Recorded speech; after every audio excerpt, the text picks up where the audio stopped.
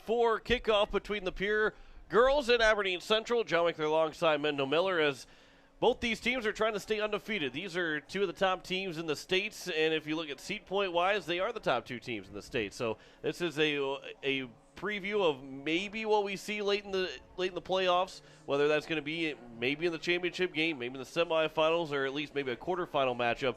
Because right now these two teams are on pace to at least host a first-round game, if not be one of those top four seeds that potentially could be hosting a couple of playoff games. But for the Pierre Governors, this is going to be a game, again, you mentioned it, Mendel, that the goalie, Jenna Gehring, is going to play well, but the defense in front of her is going to be able to stop the rush that this team has because they are a fast-paced team.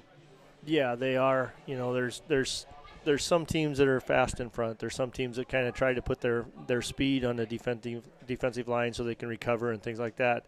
Aberdeen has speed all over the field, in front, in the mids, their back line. I think their goalie might be fast. I don't think she ever has to show it, but you know, they have speed everywhere. So that's going to be an adjustment, certainly a big adjustment. Certainly, I think Pierre's biggest test to date so far. And the offense for Pierre, although we talk about their defense, and rightfully so because they haven't allowed a goal yet, the offense for Pierre, they can get the job done as well. You know, that 1-0 win against Roosevelt, that's their least amount of goals scored in a game, and they haven't really been close to that, just scoring only one time. They scored 5 on Thursday. They can score goals in bunches. Yeah, they can. They're balanced. You know, I think there's been 9 girls put the ball in the net, and that's always good to make the other team think twice about who they're going to work on or concentrate on. And obviously, the more people you have contributing, the better you are as a team, and that's worked well for them so far. The Governors taking on Aberdeen Central. We'll have the second game of our doubleheader between the girls matchup, the top 2 teams in the state, 2 undefeated teams coming to play here at Swisher Field in Aberdeen. We will step aside for 3 minutes, so we will come back and have kickoff. You're listening to Pierre Governor Soccer on KCCR and on YouTube at KCCR Sports. As you give the lawn one final pass, enjoy that crisp fall air on your moist, furrowed brow before you throw yourself onto a monstrous pile of leaves and join First Dakota to bank some noise for fall sports. Shriek for floor-rattling spikes, whoop at game-saving stops, and gasp in awe at high-flying stunts. Let them hear you from the cheap seats. Bank some noise with us at First Dakota National Bank. Open a new account online today at firstdakota.com. Member FDIC. Faith Lutheran Church prays for God's blessings to all of our athletes and their families. We're proud of the commitment and dedication that you give to your team. We would love for you to join us and celebrate the successes that God gives to us on the field, in the classroom, and throughout our lives. You can worship with us at Faith Lutheran Church on Sundays at 8:30 and 11 a.m., on Wednesday evenings at 7 p.m., or you can watch online at faithluth.com/livestream.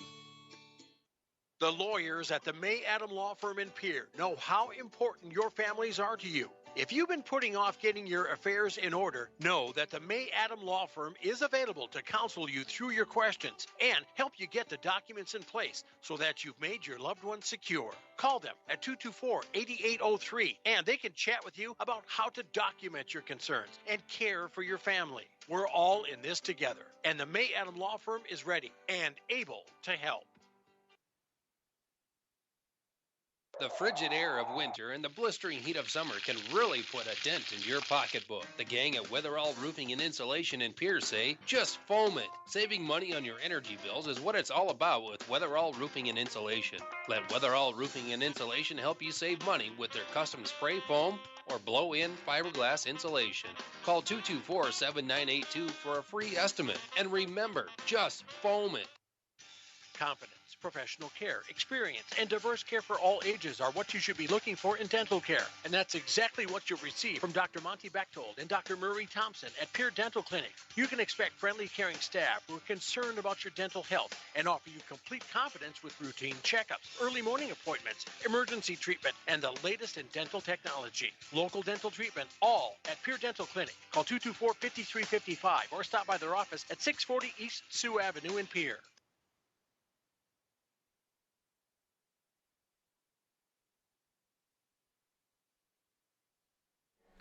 Gateway Ford Lincoln Toyota in Pierre still wants your trade or your spare vehicle, and we're willing to give you top dollar.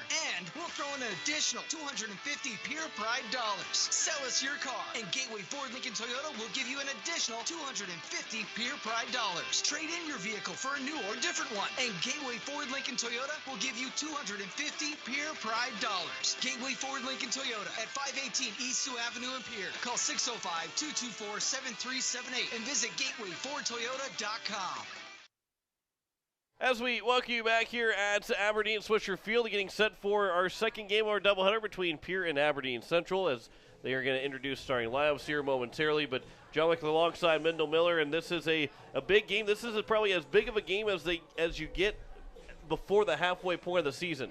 Obviously, Aberdeen's going to be a tough team no matter when you play them, but when you have two 4-0 teams going, this has the interest of a lot of teams in the state. Yeah, I think it's probably got people interested. I'm sure they're watching the scores and things like that. I've talked to a few people that have seen both teams play, and they think they're evenly balanced, and it's just going to come down to who's better today. The Governors are going to be looking to continue their shutout streak without allowing a goal so far in the first 4 games.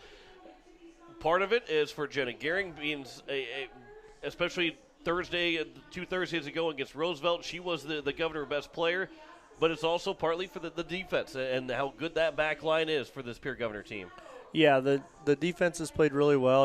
They made a change last Thursday night in Sturgis and moved Ireland Templeton up to mid and moved Graceland Taylor back to the defensive center back, and it worked really well. Graceland's super defensive player and reads the play really well, and sitting back there one level, she can kind of see what's coming at her and make the right decision. So and then Ireland got forward and got a goal and an assist, so give an A+ to the coach for making a good adjustment, and then the players for carrying out their job, I guess. So but obviously the goalie can't win every game by herself. The defense has got to shut them down and be real defensive conscious, I think, especially early in the game, because you don't want Aberdeen to get out and running. And now we'll talk about the field conditions, too. Last Thursday, it was a little bit better than what the boys' games were because they didn't have the rain in the girls' game. However, it was a very thick grass. The ball did not move very quickly for you. You're not used to that playing surface. And now you come here and play Aberdeen Central on a turf field, which will be much faster than what the Pilk fields are, so the ball will move a lot quicker, bounce a lot higher, and how do you handle that? How do you handle that change from having Sturgis Thursday, practice yesterday, and now a different playing surface again here today in Aberdeen? Yeah, it's going to be tough. It really will. And that's not an excuse. It's just a fact that the ball is going to be different. I fully expect here in the first 10 minutes that there's going to be some passes that run out of bounds and maybe some crosses that go a little too far and things like that. So some through balls that go across the goal line. But it's something, a lot of these girls have played here before last year. We played here in Aberdeen, and there's so many turf fields in the state now that most of them have had some games on turf. Some of them have had a lot of games on turf. So hopefully after the first few touches they figure it out. Yeah, and I guess that also leads to the defense got to be good, got to be on their toes, especially early on, because if you're an offense trying to feel that out and trying to get the touches that you want to offensively, well, defensively, as long as you just clear the ball away, and obviously there's more than just kicking it really hard. That's my philosophy when I was playing soccer, was just kicking it really hard. There's a lot more that goes into it, but defensively, you can do that and get away with it early on to try and let the offense feel out the process of this turf field. Yeah, exactly. And almost as much as the speed of the pass and the weight of the pass and things like that is the bounces, the goal kicks and the ball that's in the air, and then it's going to come the through balls that are airborne and trying to go over the back line. And Aberdeen will do that a lot. So that's one of the things that Pierre's back line has to really be conscious of is those bounces, read the bounce, know it's going to be higher, and, you got to stay back a couple extra steps and come onto the ball. The Governors are going to go from right to left, I believe, on your radio dial. We'll make sure before we actually tell you that. But if you're watching on YouTube at KCCR Sports, you will know if I'm either wrong or right. So you can head over to YouTube, watch it on YouTube at KCCR Sports. It's a big matchup. One of the best matchups that you'll see in the state, especially early on the season with two undefeated teams, number 1 and 2 in seed points. Both these teams like to score goals. They play really well defensively. And I was wrong. The Governors are going to go from left to right on your radio dial to open up this contest. So we're just about set to go. The Governors in their all whites, Aberdeen Central in their all blues. And we are 40 minutes are on the clock, ready for some good soccer between Pierre and Aberdeen Central. Avery Davis will get us started. Everybody's set. Looks like they're ready to go. Mendel, I know you're excited about this contest because, again, this is a good litmus test to see where this Pierre Governor team is, because Aberdeen Central is kind of that consensus really good team. Pierre's starting to be that way, but yet as young as a team as Pierre is, this is a good test for them. Yeah, it certainly is. And, I'm not going to say I'm excited. I'm not much of a morning person. I got up at 4 this morning. Okay. So maybe you're more nervous than excited. There you go. You need a little bit more coffee to finish out this afternoon. But we are underway. You are listening to KCCR Pierre, a Riverfront Broadcasting Station, as it is here on the near side for Deshawnee Peters. Up to the near side, going to the attacking third, cleared away by Graceland Taylor. And it'll be a throw here upcoming for Aberdeen Central, and a quick one from Peters. Up towards the edge of the box. And over as, again, the Governors will clear it away. Brianna Sargent is there to knock it out of play. Deshawnee Peters, you heard that name with South Dakota United a couple of times. She scored a lot of goals for South Dakota United on their way to that national championship earlier this summer. Now we'll go back out of play, and Deshawnee Peters again will throw it in. She's playing a little different position here in high school. She was the Dynamo South Dakota United played a 2-striker system up front, and she's playing a wing here, so a little bit different, but she's more than capable of being dangerous from anywhere. She's had she's using her hands quite a bit here early on. She's got a lot of throw-ins to begin this first half. A minute and a half gone by, and she's probably already had 4 throws, as that one will be played all the way down and will roll out for a goal kick. Would have been offside. Actually, it was offside, so it'll be more of a free kick for Jenna Gehring, as the first offside goes against this Aberdeen Central team. So as we play here early on in this first half, the Aberdeen Central trying to control at least the first 2 minutes, but Avery Davis trying to make something different out of that. Although the last line of defense, Ryan Berry comes in there. Davis will kick it farther down on the far side to the edge of the box, and Aberdeen Central is able to clear it away. Here the Golden Eagles, Taryn Heddick, a pass to the middle of the field, and the Golden Eagles with a run and a good play defensively there for the Governors. I believe that was Graceland Taylor. Sargent trying to clear it. That one went off of the Golden Eagle player, and Heddick rolls all the way to the line, and then it will be cleared away by Sargent before it went out, or excuse me, by Taylor before it went out for a corner kick. Yeah, good play there by Graceland Taylor, running all the way back. Just unfortunate that clearing attempt hit the Aberdeen player. That one across, that will roll out of play, and it'll be a goal kick here for Gehring. So again, right now here in the first near 3 minutes gone by of this first half, it has been Aberdeen Central that has controlled those first 3 minutes, although there's still especially plenty of time in this game. Yeah, and one thing we didn't mention, Pierre's probably played a lot of girls here in the first few games, and they're down a couple. Lexi Campia is not suited up. She's got an ankle issue that happened to Sturgis, and Callie Rinksmeyer is still out with a hip issue that happened in the game before that. So a couple possible new faces we'll see, but, yeah, just not quite the normal rotation.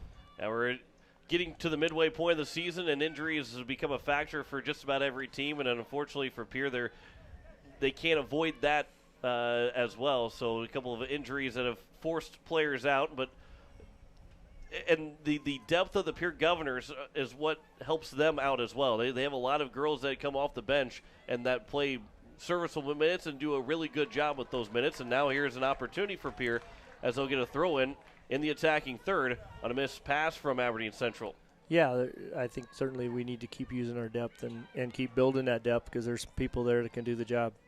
Kyan Beck's throw was intercepted by Aberdeen Central, so now here are the Golden Eagles as they'll throw it all the way across the field on the far side, and a run starting for Aberdeen Central. And here come the Golden Eagles at the far edge.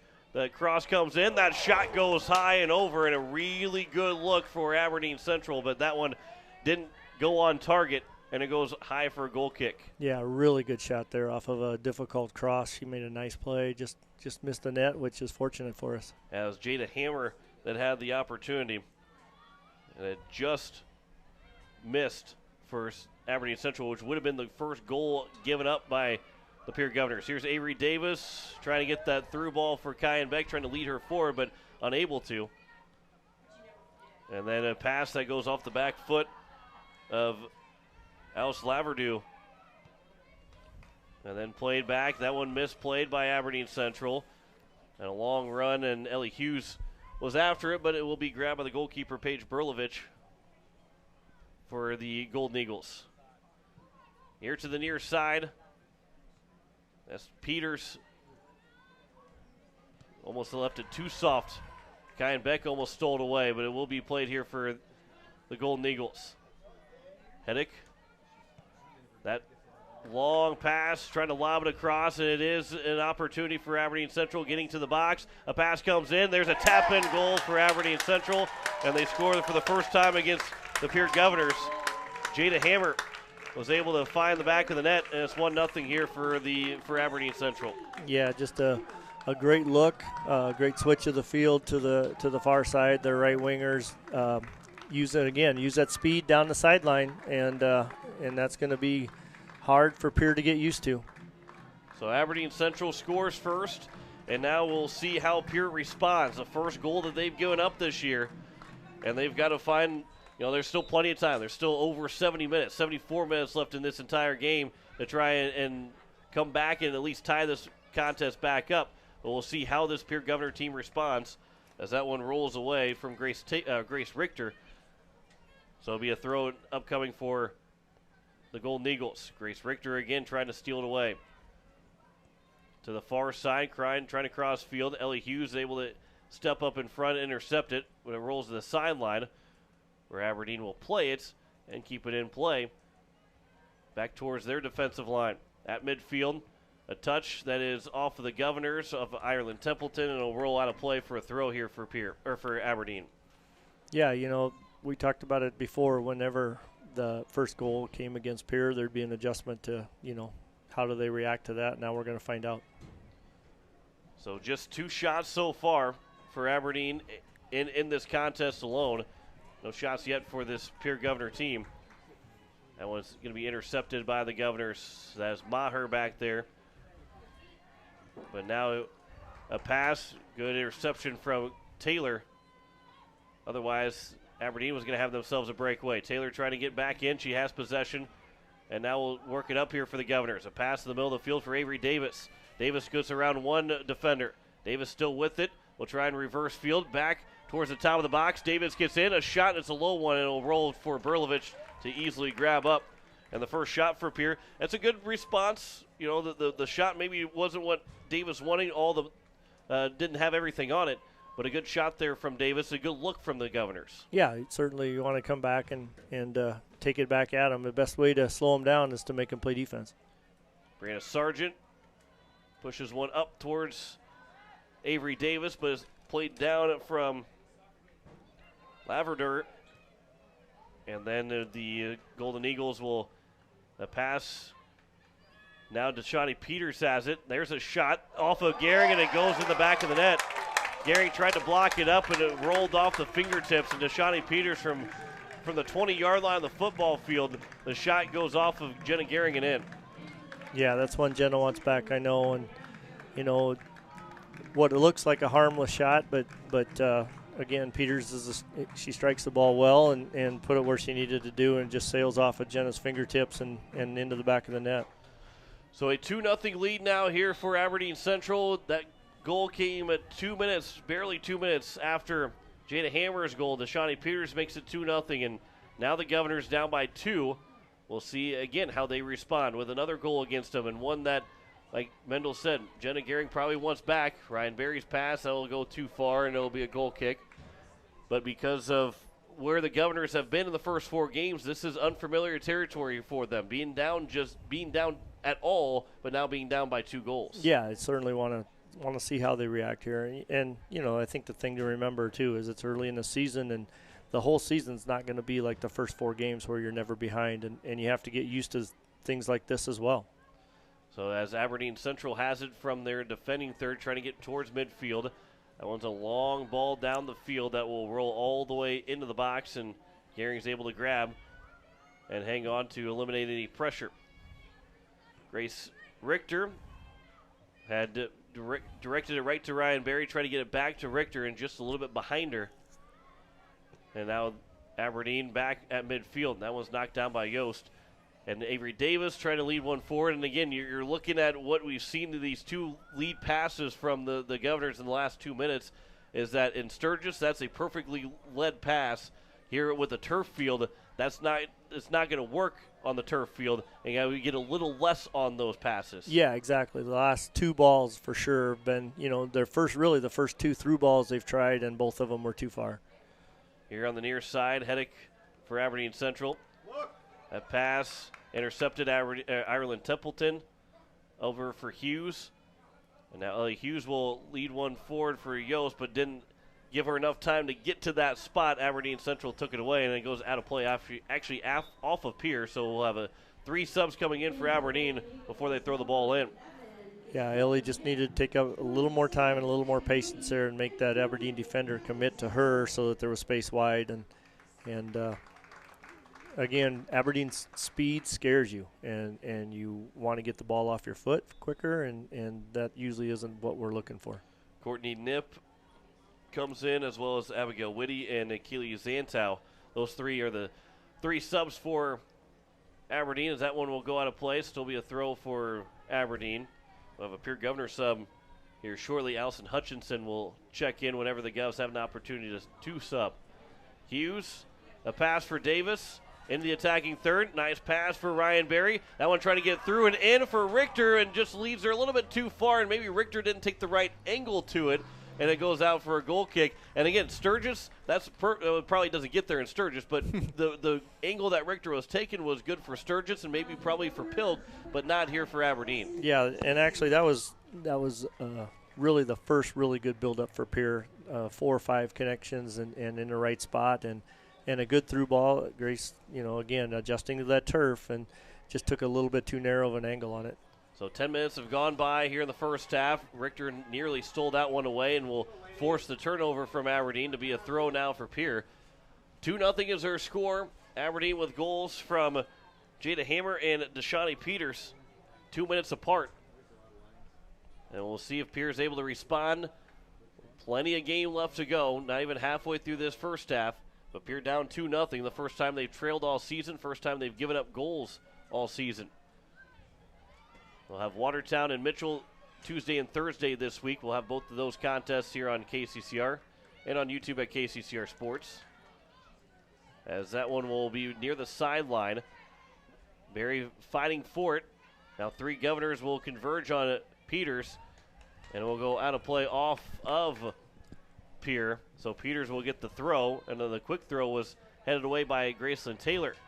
Heddick takes it over for Aberdeen, but a good job to steal it away was Yost.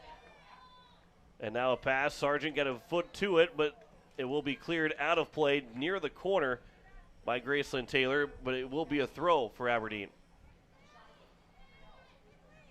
Good job, but they're coming back and getting numbers to the ball. It's just unfortunate that they had Peters pinned against the sideline 3-on-1, and they got the call going against them.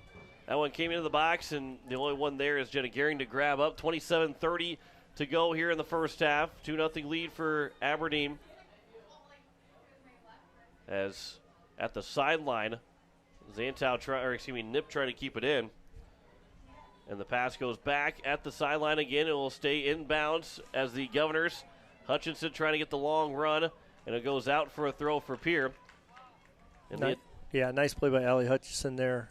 just into the game and making a great play and winning the ball and then causing the ball to go out of bounds off Aberdeen after that. So Templeton wins the battle in the attacking third. Pass goes back to Templeton.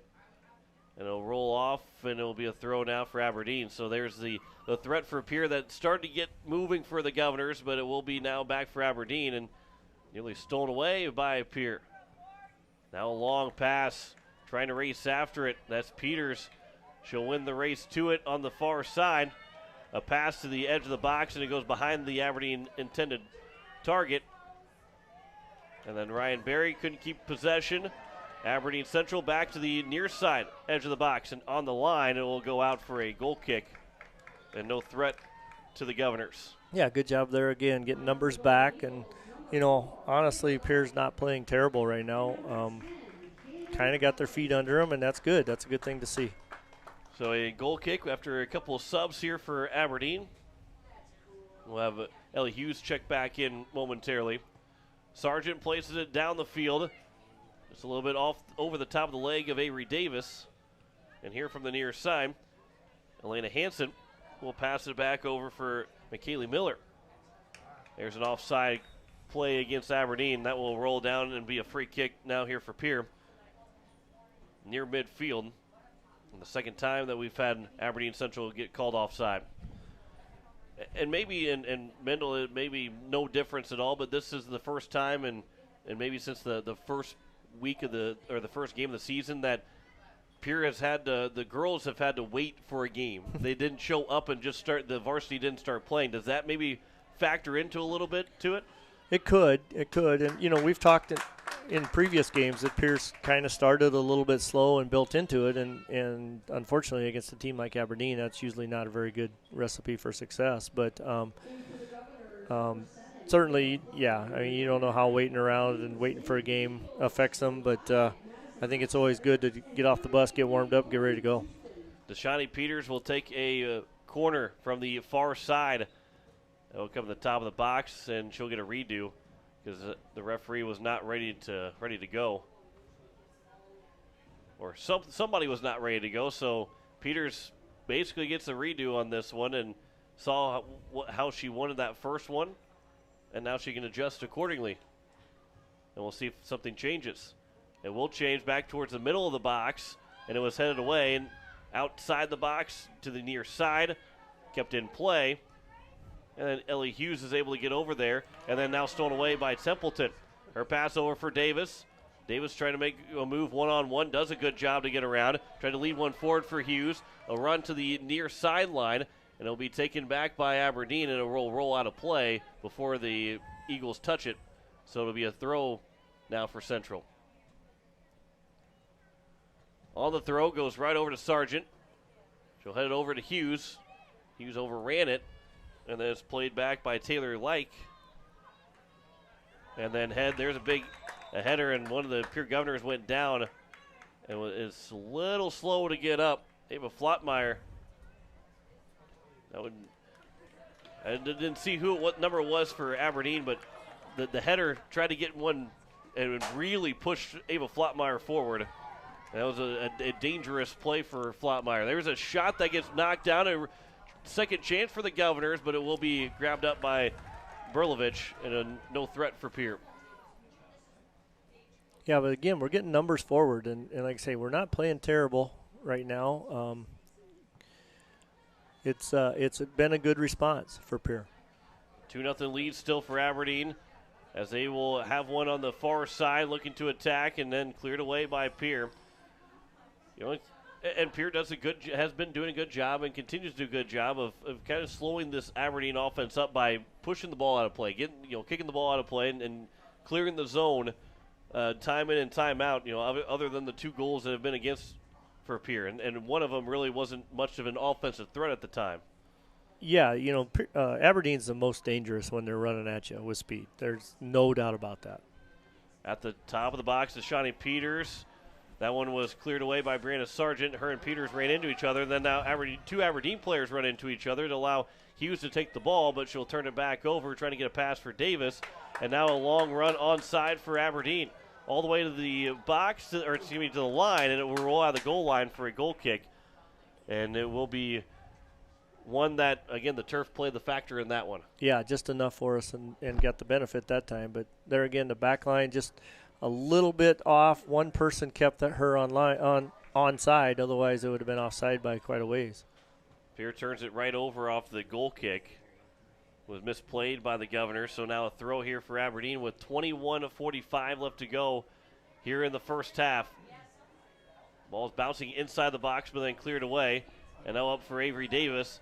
She's got Ava Flottmeyer with her on the very far side of the field. She's going to the near side of the field against 4 different defenders. Now Davis gets the ball through. She gets pushed off the ball and then cleared by Aberdeen Central. But now the Governor's still with it. Ireland Templeton, a pass over. And see if the Pierre offense can go to work as that pass goes all the way down to the goal line, and it will go out, and it will be a goal kick here for Aberdeen. Yeah, just not quite what we wanted there. Avery, she's going 1-on-4. Did a great job of beating one person, but she just didn't have the numbers supporting her to help her out and be a real threat. That pass goes out of play. Deshawnee Peters tried to keep it in bounds. Could not. Now a pass, and it will be Aberdeen to throw the ball in. I believe maybe Sargent did she cross the line maybe when she threw it in? I think they just said that she wasn't straight over her head, I guess. But she's trying to get it to the center of the field, probably tried to put a little bit extra on it, and they called it a legal throw. So now here's a throw for Aberdeen after a couple of subs. 20-25 left here in the first half. Aberdeen still leads 2-0. Here with just one shot. Aberdeen turns it over. Davis then lost the ball as she got pushed away from it. And now it rolls all the way down for Taylor to continue to play defense and push that ball out of bounds for an Aberdeen throw-in and to slow up this Aberdeen offense. Taylor will throw it in. And it's out from Ellie Hughes. So another throw here for Aberdeen. This time Hammer will take it. She scored the first goal of the game for Aberdeen. And back, Ivy Schnazenbach lost the ball. And now it'll be up at midfield, out by Aberdeen. And a throw here for Pierre, and they'll get a couple of subs to check in. We'll have Camden Kuipers. Also, let's see, I lost Cayenne Beck. Cayenne Beck, okay. So as the Governors get one in, I don't have a 22 on my roster right now. No, that's Natalie Flottmeyer. That's Ava's sister. Okay. They called her up with those injuries and stuff like that, and they're throwing her right in the fire. So Natalie Flottmeyer's in. Cayenne Beck along with Kuipers all checked in. Sargent with a throw downfield looking to maybe get to Flottmeyer. Flottmeyer blocked it up. It'll go out of play off of Flottmeyer, so it'll be a throw here for Aberdeen. 18:50 left to go here in the first half. Again, a 2-0 lead for Aberdeen. Davis steps in front of a pass, and then it's taken by Barry. And Barry's pass attempts, he got blocked up, and she ended up hitting the turf. Got tripped up with it. And then it's that back from Aberdeen all the way down where the Governors will pass it back to Gehring. And then takes a hop over Aberdeen player. It was not touched, so it'll be a throw here for the Eagles. Yeah, more of that turf issue there. Just Jenna needs to settle that down and make a good pass out. There was really no pressure there, so we just need to find some feet and control the ball. That's Pierre's MO, is to possess the ball. Right now we're having a little trouble doing that. Richter will check in for Davis. A couple of subs for Aberdeen. Davis will get her first chance to take a breather. Aberdeen with possession from midfield to the near side with a lot of space is Hansen. Her pass over for Hammer. And now Hammer will try and get it in. It will come free, and now there's an opportunity. A shot and another goal scored from Lauren Houston. And it's now a 3-0 lead for Aberdeen Central with 17:37 to go here in the first half. Yeah, just making no mistake there, getting the ball at the top of the box. Went off a Pierre defender's foot, looked like it was stopped, and then it got away from her, and unfortunate there for Pierre. Now we get a little bit of danger territory here for Pierre. it's 3-0 game, and it's tough to come back from. But you still got all of the second half to play. You got 17:37 left to go in the first half. However, it becomes very imperative to maybe get one before the end of the half, but also make sure that you get the next goal. You don't want to go down 4-0 to this Aberdeen team. And once chipped up and in the box, and it's grabbed by Gehring, Aberdeen Central has almost wasted no time to try and pick up that next goal. Yeah, they may feel that Pierre's on the ropes right now and trying to get that next one quickly. Hutchinson, Yost, and that one goes out for a throw here for Pierre. Templeton and Hughes will check back in. Taylor and Flotmeyer will both take a seat. 16:55 left to go, a 3-0 lead for Aberdeen Central here in the first half. John Winkler alongside Mendel Miller. 4-1 in shots in favor of Aberdeen. 3 of those 4 have found the back of the net. At the sideline, a pass to the middle of the field. Hughes nearly had an opportunity for it, but it was cleared by the Golden Eagles. And now here's Aberdeen back the other way. Down the sideline, it rolls out. Shawnee Peters trying to get a run at it. But a throw up coming here for Pierre. Templeton will allow Sargent to come over to throw it in. Pass in play for Hughes. Rolls off and is out of play off of Hughes. Another quick throw. Berry heads it down. Hughes trying to play it over. The referee, as Yost was coming over, Yost had to move around the referee to try and get the ball, but it will be played back by Aberdeen and rolled into the box to be grabbed by Jenna Gehring. 15:40 left to go here in the first half. 3-0 lead for Aberdeen Central. Ryan Berry, maybe just a little bit too much time waiting to try and get one down the field. End up being stolen from behind by Heddick, but it does go out of play off of Heddick. And we'll get a sub. Avery Davis will check back in, and she'll give Kuipers a breather. We got a lot of people playing a little different positions here, and you know, that's what a game like this, like you said, it's going to be tough to come back from 3-0. There's a lot of game left, but you got to build off of it and find something that's working for you, and Avery Davis is playing mid now. So here's a chance now for Pierre on the far side. From the box, trying to get across in, but it was blocked up and then cleared by Aberdeen. Still in there defending third. Yost trying to steal one away, but that one all the way down far side to Shawnee Peters. Peters will pull it back. Her cross, or pass attempt, that one was blocked. And it will go back to midfield where the Governors will take over. A lot of white jerseys around the ball right now. A lot of blue jerseys are back. Ellie Hughes, near side, tried to touch it for Berry.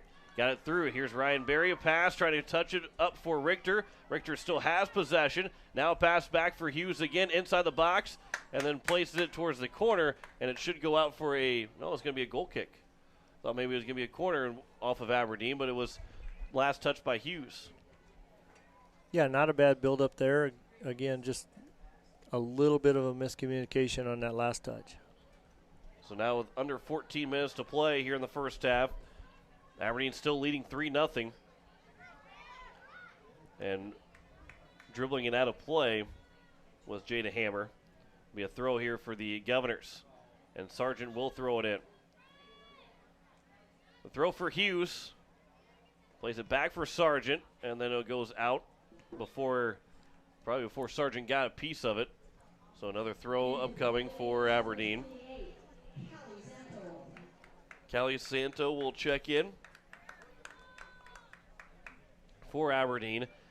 4-1 in shots still. Not a whole lot of offense from either side. However, the offense that Aberdeen had, they've been able to capitalize, scoring 3 times. Shooting percentage is one that, when it goes against you, you want to look away from. But you love as an offense if that's your team scoring 3 times on 4 shots. Yeah, certainly they've taken advantage of every chance they've had, and like I say, Pierre's just not connecting with that last pass to really make themselves dangerous. And Barry trying to lead one forward for Hughes. That one will go just a bit too far, and another throw upcoming here for Aberdeen. 12:40 left to go here in the first half. And again, the next goal is a big one, especially if we get it here in the first half, and especially if it's the Pierre Governors. You don't want to go down 4-0. You'd like to maybe make it a 2-goal game before the end of the half. As now Avery Davis has it here for Pierre, over for Barry. Barry in the middle of the field will pass it back to the far side. And Kyan Beck, her pass was intercepted, and then it was off of a Governor and out of play. And again, Pierre's been getting closer and closer to trying to get a really good look. Like you said, just that last pass before you get maybe a shot away has been what's eluding Pierre so far. Yeah, it's just that last touch that gets the open player the final shot.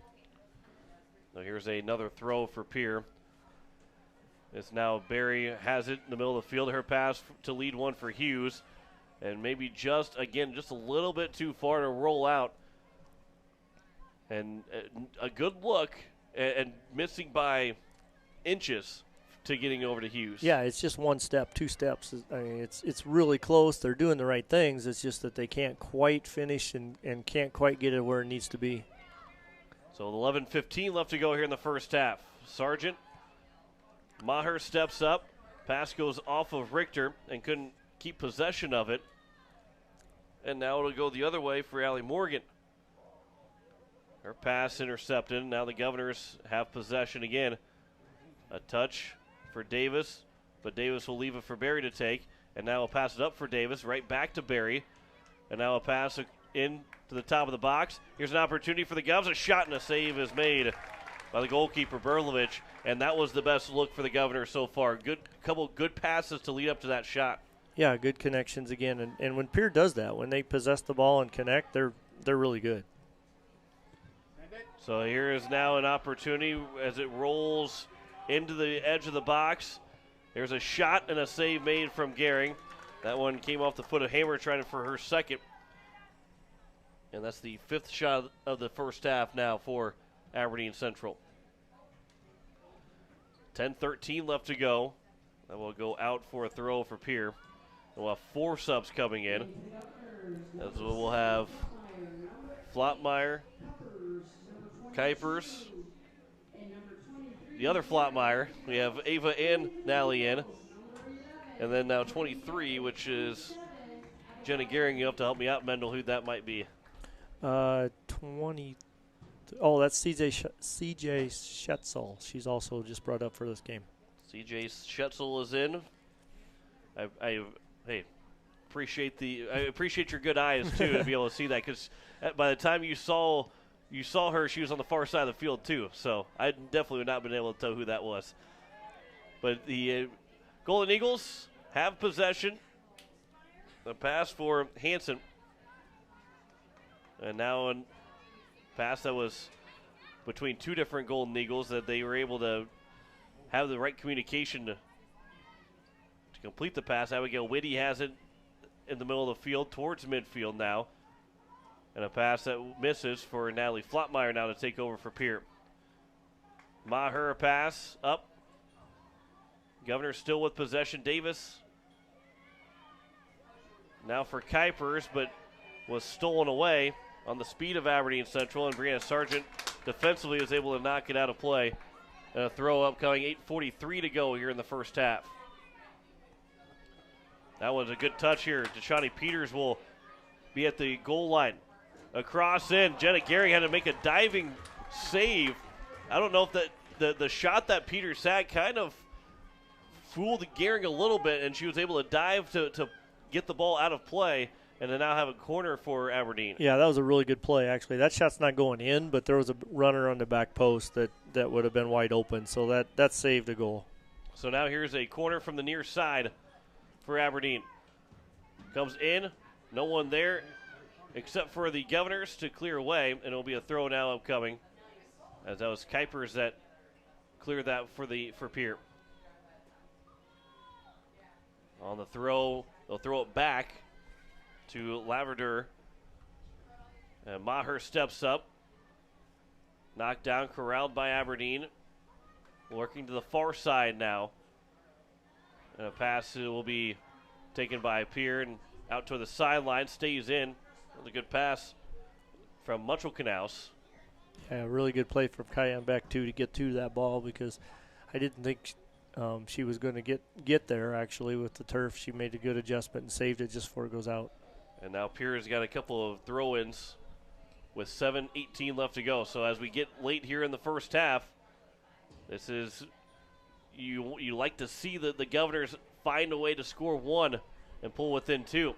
That pass just over the top of Natalie Flottmeyer. Ava Flottmeyer started to come over towards it, but the Eagles take back over. That one rolls off of Sargent, and it rolls out for another throw here for Aberdeen. And 4 subs are coming in for the team in blue. 5-1 in shots, 3-0 the score. Aberdeen leads over the Pierre Governors with 6:40 to go in the first half. The boys lost 7-0 to Aberdeen. The girls right now down 3-0. The boys have fallen to 3-2. The Governor girls are trying to go to 5-0, but they've had a lot of work in front of them in the next 45, 46 minutes. Pass in the middle of the field was now knocked down, regained by Aberdeen. Walking to the top of the box and in a shot. That one will go wide, and it was not it was redirected, so it will be a corner here for Aberdeen. Yeah, that's a really nice play there by Morgan Fiedler. She split the defense, split the mids first, then she split the defense and had a really good look. So now in corner from the far side. The 3-0 advantage. Aberdeen trying to extend it with 5:45 to go. And on the corner, it comes in. Natalie Flottmeyer knocks it down and will clear it away. And it'll be another throw here for Aberdeen. And they'll spread the field back out. Throw comes in, is grabbed by Houston, who's already scored a goal. She's got the 3rd goal of the game for Aberdeen. And we'll have a handball called, and it'll be a free kick for the Governors. So here in the last 5 minutes, we've kind of seen the offense again. While they have just 2 shots, and here's Avery Davis now trying to lead one forward. We've seen the offense start to click a little bit more. They're still missing a couple of passes, but yet this offense, we've kind of seen in the first couple of games of the season that the offense takes a little time to get fired up, and we've seen that now here in this last couple minutes, starting to get a little bit better, a little bit closer to trying to find a goal. Yeah, it's all about possession and stringing passes together and possessing the ball. Sargent trying to get that one back towards the middle of the field. No one was there for the Governors.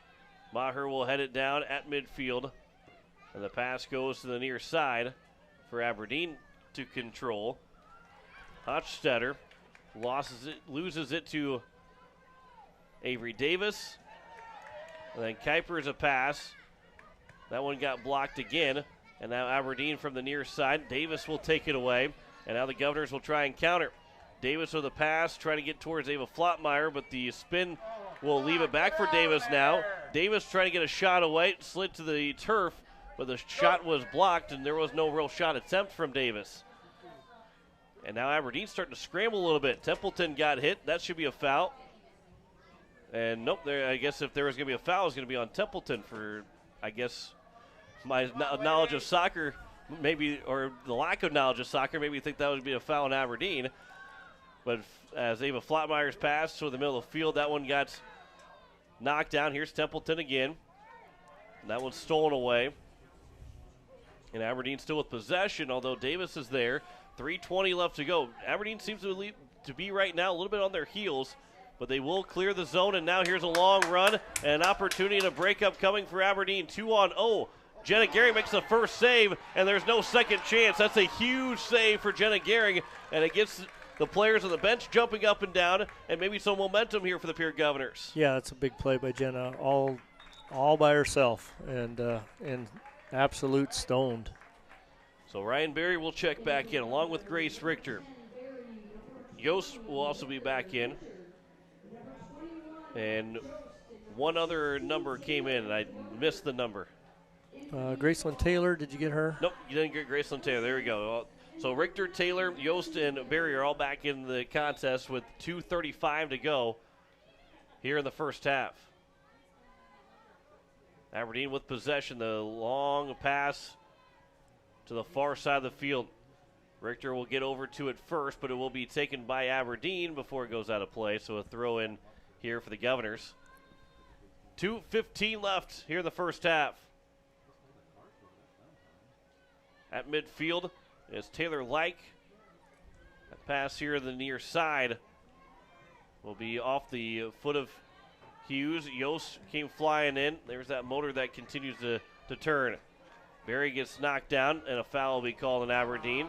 And it will be a free kick here for the Governors. Second foul committed by Aberdeen. 1:45 left. And Sargent, before she got the foot to it, which might help save a couple seconds here, the referee is telling her to back it up. I thought that was where the foul was committed. Yeah, she might have cheated a little bit. Hey, you got to try. I'll say if you ain't cheating, you ain't trying. Right? Right. Exactly.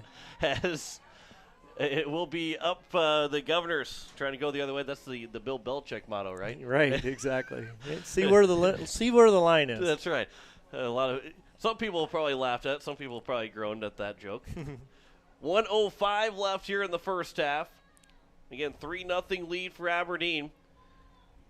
And shot 6-2 in favor of the Eagles. Barry a pass over on the far side. Final minute here in the first half. Governors trying to maybe get one and get one back before we head to the second half. Barry trying to lead it forward, but a little bit too far for Richter. For Kuipers. And it will roll out, and now a throw here with 33 seconds left to go in the first half. A sense of urgency from Pierre. That pass for Yost. The corner of the box. Now here is Hughes. And that will roll out for another throw. 20 seconds left to go here in the first half. Sargent will come to throw the ball in. The throw comes in for Yost at the edge of the box, but it's cleared by Aberdeen. And that should be the final threat for Pierre in the first half, although Aberdeen's trying to get one last chance. Richter got back in time, and they will call a foul. And are they going to card Richter? But that will be the end of the half.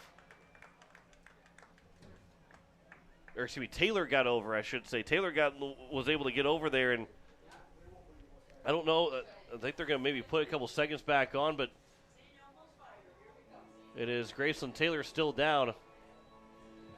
And maybe that is going to be the end of the first half. The referee didn't signal like it was going to be the end of the half, and Taylor's ended up going to get a yellow card with it too. And Coach Swenson not happy about that. Yeah, that's a yellow card that she'll take every day of the week. I mean, honestly, Graceland made a great play there, and you have 8 seconds left in the half, and the girl's trying to go in alone on a breakaway, and Graceland sacrificed her body and knocked the ball away. She caught a little leg as well, but, that's a foul we'll take. So that does it for the first half. It is a 3-0 lead for Aberdeen here at the break. We step aside for 3 minutes, and we'll come back with halftime stats. You're listening to Pierre Governor Soccer here on KCCR and on YouTube at KCCR Sports. At Pierce, we play to win, which led to being named the most innovative food company of 2021. For over 30 years, we have worked to develop the highest quality peas from plant-based protein on the market, which is sourced from several South Dakota farmers. Our alliance with farmers allows us to build a safe and secure food supply in the United States. Join our Herald production team and make moves, because at Pierce, it's not just a job, it's a career. Apply online, PURIS.com. Pierce, born and bred in the USA. Wondering what to do with the pitted and rutted drive? B&B Equipment will get you covered. Wanting to put something down the ground? B&B Equipment will put a hole in your project. Need to even up that property? B&B Equipment can fill that need. B&B Equipment can deliver all your gravel and material needs. B&B Equipment is here for all your excavation needs. Contact B&B Equipment, 224-6727. A contractor here for you. That's B&B Equipment, 224-6727. Innovation. It's right here. Avera St. Mary's Hospital keeps care local for you and your family, offering comprehensive care that has earned 4 out of 5 stars by the Centers for Medicare and Medicaid Services in hospital performance and safety. Avera St. Mary's world-class care is further supported by advanced technology, two-way video e-consults, 3D mammography, and a state-of-the-art birthing center, so you and your family don't have to go anywhere else, because innovation lives right here in Pierre. Learn more at avera.org/news. The Labor Day sale at Slumberland Furniture is going on. Slumberland has their Labor Day sale all stocked up with specials on furniture throughout the store and with savings of up to 25% off Slumberland's low price. Slumberland carries your favorites, plus they have unique items in stock that are sure to complement your home. And in the bedding department, be sure to check out all the quality brands they stock with specials that'll make you sleep easier. The Labor Day sale at Slumberland Furniture. Slumberland Furniture on the Truck Bypass in Pierre and slumberland.com. Most of us already know that Gales Gas of Pierre is the place to call for propane. They offer an automatic fill plan so you never have to worry about running out of propane. They accept debit and credit payments or a budget payment plan to spread out the cost throughout the year so you never have surprises when you get your bill. For delivery, convenience, and great customer service, call Gales Gas at 224-5518. That's Gales Gas at 224-5518.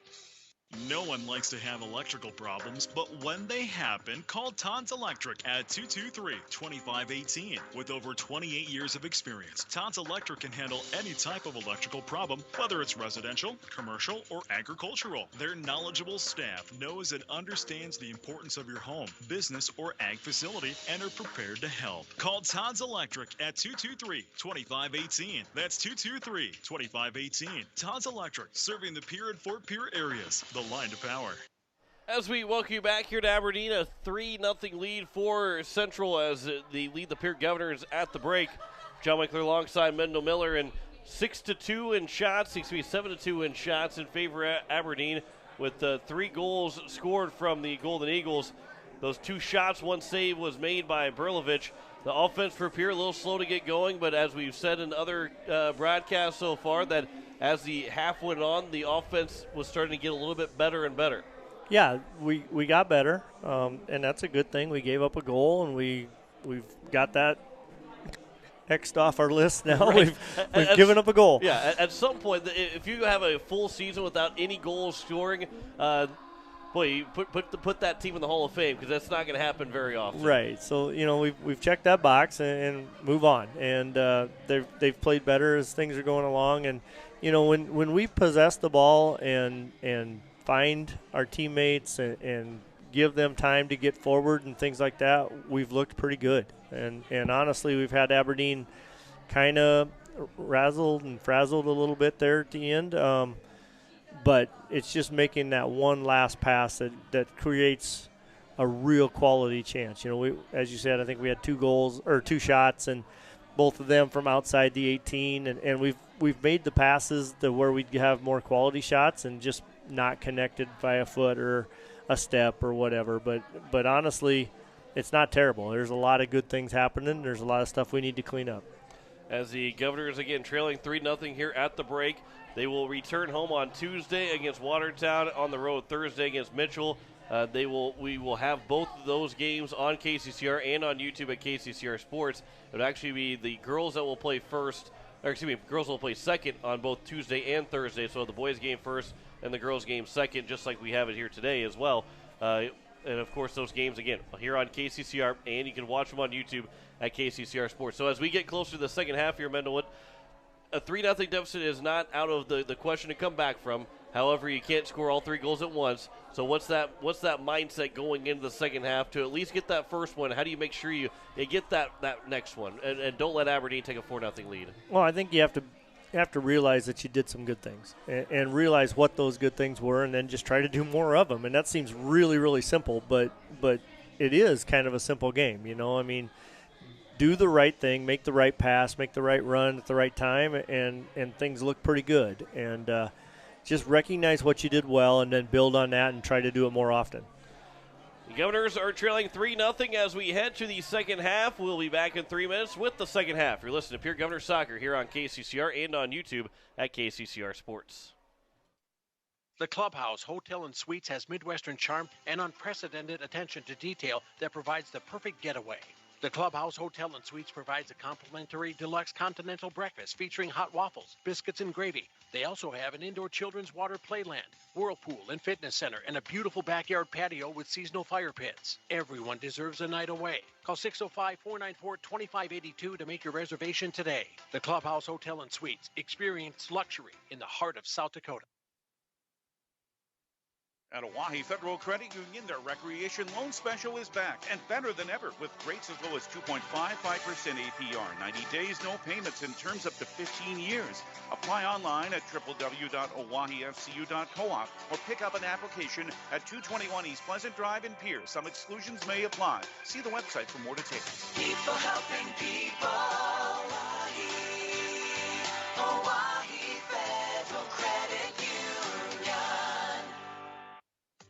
First United Methodist Church would like to take this time to wish the Pierre Governors great success in this sports season. Athletic competition builds skills, leadership, teamwork, and provides lifelong lessons in character development. I'm Pastor Greg, and I invite you to join us for meaningful worship, personal growth, and compassionate fellowship. For a list of worship times and upcoming events, visit our website, pierrefirstumc.org, or our Facebook page, Pierre First United Methodist Church.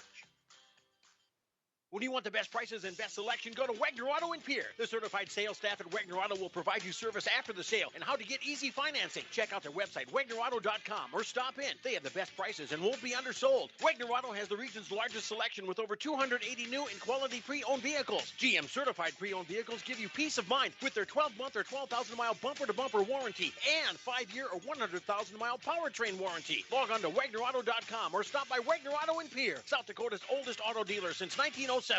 Are you building a new home or remodeling the old? Adding a fireplace can make a house a home. Olson Plumbing in Pierre carries a full line of Heat-A-Later fireplaces. Whether your taste is traditional or contemporary, Olson Plumbing has a great selection of Heat-A-Later fireplaces that will fit any style. Whether you're building new or updating, call Olson Plumbing. Heat-A-Later Fireplaces, the first name in fireplaces. Olson Plumbing in Pierre is your source for the industry's largest selection of indoor-outdoor fireplaces, either gas or wood, and outdoor fire pits. Stop by their showroom at 2803 East Wells or give them a call, 224-6436.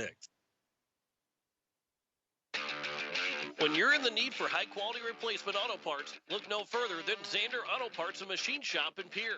Zander's has been servicing the Pierre area for over 40 years. Their professional parts techs can get you the part you need and get you back on the road. Stop by Zander Auto Parts and Machine Shop at 500 West Sioux in Pierre or call 224-9221. Zander's, your source for domestic and foreign auto parts and accessories. Go Govs! As we welcome you back, we are set for the second half between Pierre and Aberdeen Central. John Winkler alongside Mendel Miller, as 40 minutes are going to be back on the clock here momentarily, as Pierre will have to try and overcome a 3-goal deficit here in the second half. And as Mendel talked about, realizing that you've done some good things in that first half. It's a 3-0 game, but this isn't a 3-0 game where they've been completely dominated and you just can't find anything that you like about what Pierre's done. They did things well in that first half, and we'll see if maybe that carries into the second half. Yeah, certainly. You think about Aberdeen's 3 goals. One was a great cross. We got beat over top. Second one, Jenna wants back, and the third one they probably earned. So not terrible at all.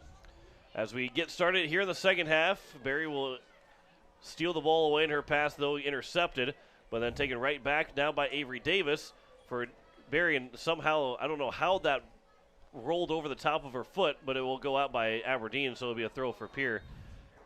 From where I'm watching that ball had to bounce right over her first foot, bounce in between her feet, and then bounce over the second foot, and somehow miss her feet the entire. That was a wild second there, trying to watch that play, and somehow Barry was unable to get any kind of foot on it. We're playing all the way down. Taylor will pass it for Gehring, and then out towards midfield. Over Davis, and then headed by Templeton, then headed back again by the Governors as Aberdeen trying to get through 3 different defenders to try and take the ball back. And here on the far side, Templeton is there again. It'll be out of play off of Pierre, so another throw upcoming for Aberdeen. And, we've talked in the past, we have a new coach here, and she's got to get her system, and she doesn't necessarily she's still tweaking it and trying to find the best fits, and I see that they moved Barry up to striker and Davis back to mid here in the second half, and again, just looking for things that work. Here on the near side, it is going to be Morgan Fiedler. Her pass, middle of the field. Heddick trying to get one free, but then Brianna Sargent is there defensively. Barry touches it over for Kuipers, but then taken by the Golden Eagles again at midfield. That one a through ball that will roll all the way to the edge of the box to be grabbed by Gehring. And this is, again, Kara Swenson in her first year as a coach and with the Pierre Governors. She's dealing with, for the first time, trying to get her team to play from behind. Everything's all good and well when you're leading every single game, not giving up any goals, and now you have a little bit of adversity in front of you, now down by 3. So we're seeing how she responds, how long with the team respond, and I think so far this has been a good response by this team. And they haven't laid down, they haven't let Aberdeen walk all over them. They're fighting here in the early part of the second half, but late in the first half as well. Yeah, certainly. You learn best through adversity, and this is the first adversity they've really faced. So learn from it, get better, understand yourself more. I think that's probably what they need to do, and they'll gradually work into what works for them and what doesn't. As Hughes will try and get that one towards the box, but it'll roll out for a goal kick. 37 minutes to go, so 3 minutes in here in the second half, a 3-0 lead for Aberdeen Central. As the Govs, and they've been outplayed in a game before, but they found a way to win, and that tells you, again, that also tells you how good of a team this Pierre Governor team can be. But if you're going to play Aberdeen and you're going to be down 3-0, you like to take it right now in the 5th game of the year. Then if you get the chance to play them later in the season, in the postseason, you like for it maybe to be 3-0 the other way. Exactly. I don't think anybody expected Pierre to go undefeated this year, and honestly, it's just that'd just be a lot to ask, because there's a lot of good teams in South Dakota, and there's a lot of good teams on our schedule, and you certainly want to face adversity and get better through it. And right now, I'm loving the response. Yeah, now here's a corner upcoming, the first one of the game for Pierre. Brianna Sargent will take it, as they'll see if maybe the Governors can get that first goal of the game and make it a 3-1 deficit. So Sargent from the near side has it lined up, and the corner comes in, and it's cleared right back out. So another corner upcoming here for the Governors. That one didn't threaten to get in, maybe a little bit more air underneath it, but Aberdeen was able to clear it, but not out. It went right back out for another. Here's now the second corner for Sargent. A little bit more air to it from Sargent. That one was headed by the Governors, and it will roll out of play. Maybe Maher had the head on that one. Yeah, a little better effort. If we go back to Sturgis, and the corners are really dangerous, and they were going back post, not quite getting the air under it and getting it to the back post on those two, but still in the right spot to be dangerous. So as Aberdeen has possession at the top of their own box and will clear it all the way down, Taylor will race after it. She's got plenty of time to make a play near the sideline, and then up for Hughes. Hughes did a good job to knock the ball down. The spin on it, she couldn't control it, and then it'll be passed across field to the near side, where Kyan Beck will try and keep the Governor offense moving, but it will roll all the way down off of Aberdeen and out for a now throw.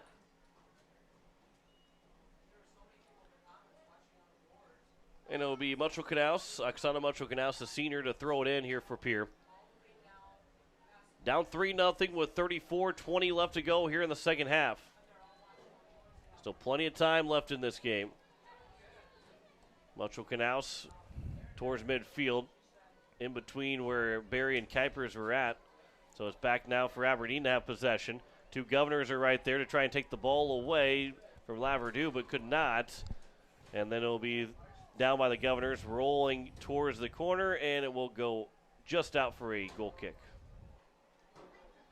There's a near good chance and almost a bad break for Aberdeen, or a mistake from Aberdeen, with two Governors around one player Yeah, good pressure there. Aberdeen we're going to give them a corner here. So, okay, went off of Aberdeen last. So, hey, we'll take that corner, and we'll see if maybe Pierre can take advantage of it. Grace Richter is checked in. So, Sargent, again, will line it up for a corner from the near side. And from that corner, trying to get towards that back post, but it was headed by the Golden Eagles. But it doesn't come out of the box. Another shot that goes wide, and it's loose in front and wasn't grabbed by Berlovich cleanly at first, but she's able to twist herself around and dive on top of it. Kyan Beck had that last opportunity that went off of one of the other Aberdeen players. Boy, that looked a lot, ended up being more dangerous than what Pierre even really had in that possession. Yeah, they had a couple of decent looks actually on that. So, and that's really all you can ask for is to have it in the box and get a couple looks and a couple shots. As that one stays high up in the air, and then it's going to go out of play off of Templeton. 32-30 left to go here in the second half. 3-0 lead for Aberdeen. We had weather come through early today, but that has not played any factor at all this afternoon as we get a little bit later here in this afternoon. You're listening to KCCR Pierre, a Riverfront Broadcasting Station, as it'll go out of play. And now here for Metro Canasta to have a quick throw for the Governors.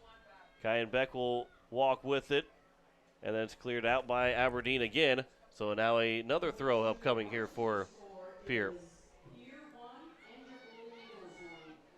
The throw goes off of Davis, and it will be out of play. And now another throw here for Aberdeen. Played in for Hammer. The pass goes off of Hammer again, and then nearly went out of play. And it finally will be off of Richter and out. And a throw now here for the Eagles again. 31-30 left here in the second half.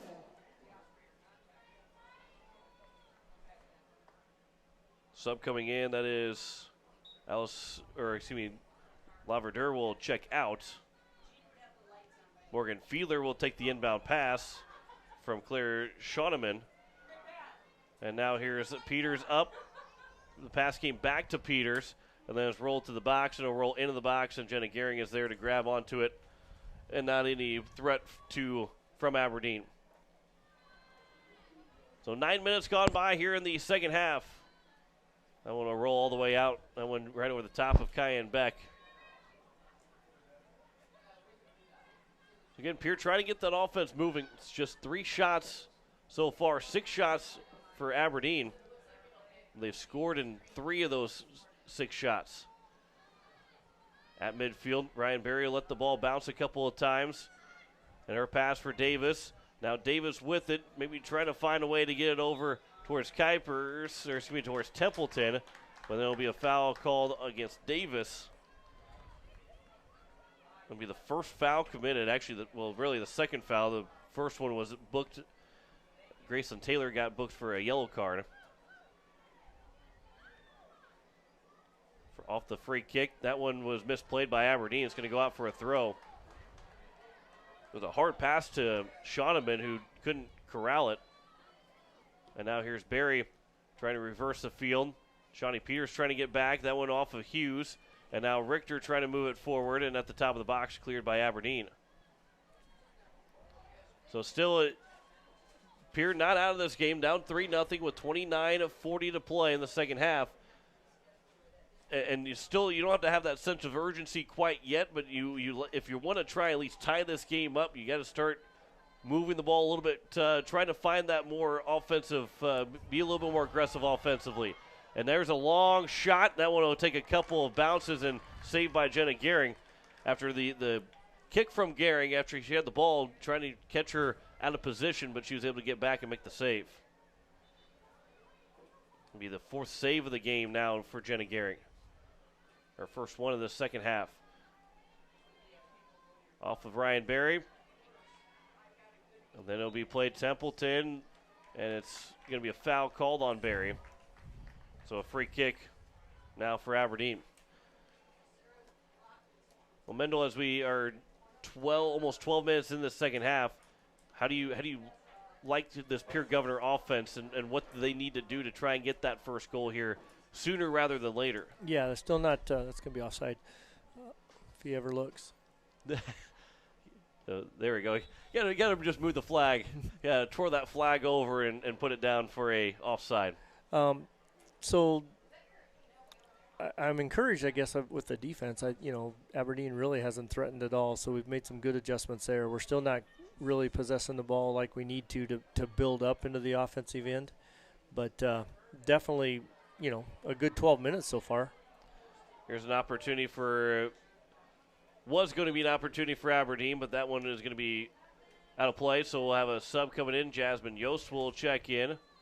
Have a couple more subs as we'll have Catherine Hostler will check in. And Allison Hutchison, couple of 8th graders. So the young Governors are in. And I say young, and that's almost kind of makes you laugh because there's not a whole lot of seniors and juniors for this Pierre Governor team. So the freshmen and sophomore are considered old right now outside on the field for this Pierre team. Yeah, they're the veterans right now. There's a good steal there from Yost.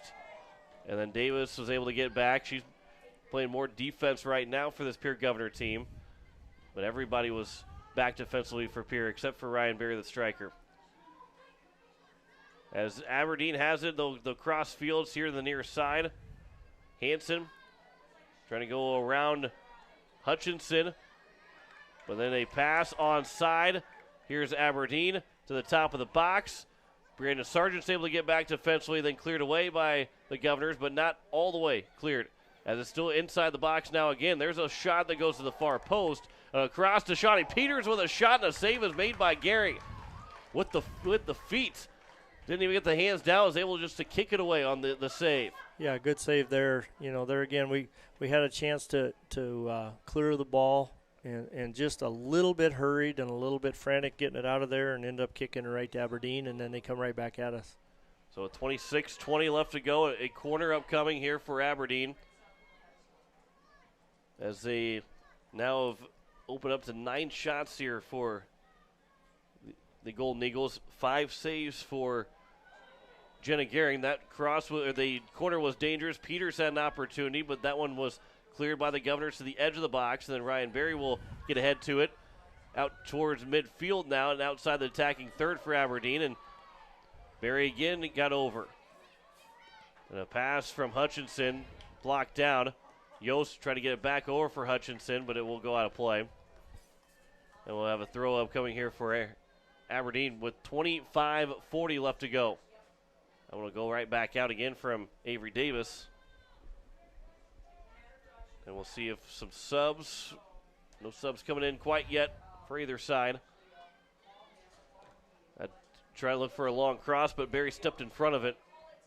And now Templeton will get a pass over to Barry here on the near side. Trying to lead it forward for Davis, just a little bit too far. Taken back by Aberdeen, but Davis didn't give up on the play. Hutchinson had the steal. And then it will go off of Pierre last, off of Yost, and will go out of play for a throw. And now we'll have a couple subs coming in as Oksana Mucho-Canals will check back in.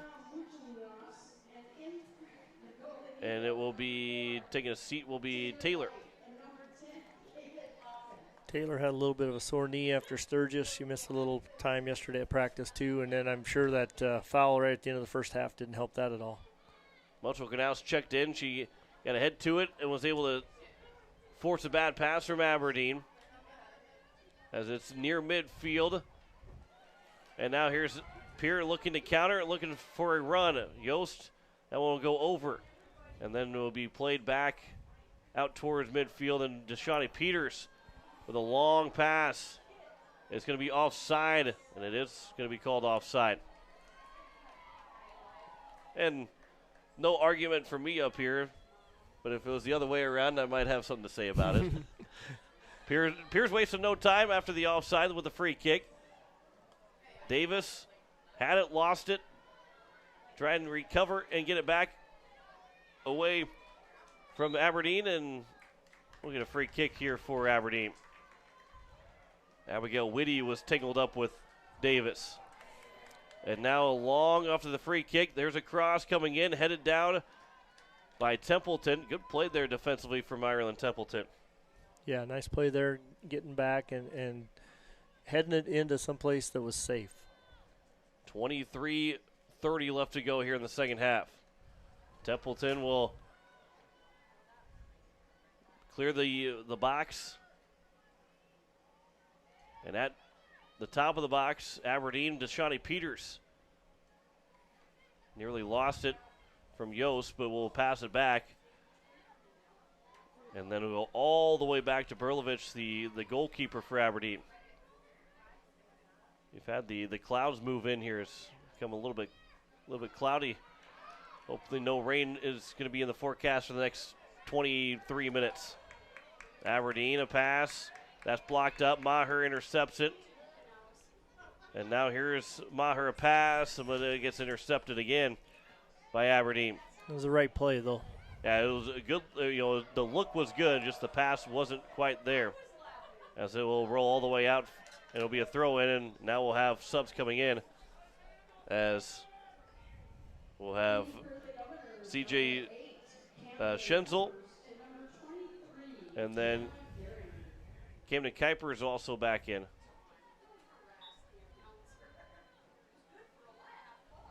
A long throw, that one bounced out on the throw in. And then Kuipers will steal it.